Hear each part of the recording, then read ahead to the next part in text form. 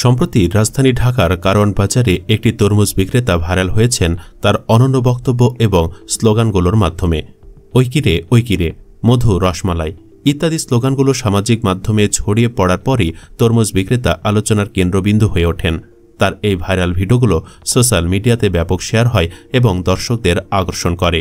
কিন্তু ভাইরাল হওয়ার পর এই তরমুজ বিক্রেতা নতুন এক সমস্যার সম্মুখীন হন। তার দোকানে প্রতিদিন অনেক মানুষ ভিড় করতে থাকেন, অনেকে ভিডিও করতে আসেন, কিন্তু ক্রেতারা তার দোকান এড়িয়ে যেতে থাকেন। এই পরিস্থিতিতে বিক্রেতা তার প্রায় 1.5 লাখ টাকার তরমুজ বিক্রি করতে না পেরে হতাশ হয়ে পড়েন এবং কান্নায় ভেঙে পড়েন।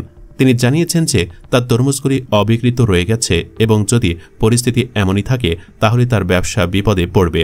এই পরিস্থিতিতে অভিনেতা শামীম হাসান সরকার তার ফেসবুকে একটি স্ট্যাটাস দেন, যেখানে তিনি তরমুজ বিক্রেতার পাশে দাঁড়ানোর আহ্বান জানান। তিনি লিখেছেন, তরমুজ ব্যবসায়ীকে দিয়ে সবাই ফেসবুকে বা নিজের ব্র্যান্ডিং করে ডলার কামাইল। অপরদিকে ওই তরমুজ ব্যবসায়ী নিজের তরমুজ বিক্রি করতে না পেরে কাঁদছে। তার 1.5 লাখ টাকার তরমুজ নষ্ট হয়ে যাচ্ছে। শামীম আরও বলেন, ভাইরাল হওয়ার লোডই আলাদা। সবাই তোমার পাশে আছে, তোমার জন্য মায়া লাগতেছে। নেটিজেনদের মধ্যে অনেকে তার পক্ষে সোচ্চার হয়েছেন এবং ভিডিও বানানো বন্ধ করে দেওয়ার আহ্বান জানিয়েছেন।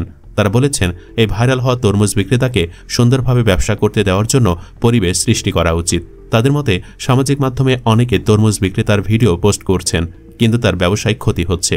এছাড়া বেশ কিছু প্রতিষ্ঠান এবং ব্যক্তি ইতোমধ্যে তার পাশে দাঁড়ানোর ঘোষণা দিয়েছেন এবং তারা তার তরমুজ কিনে নেওয়ার আগ্রহ প্রকাশ করেছেন।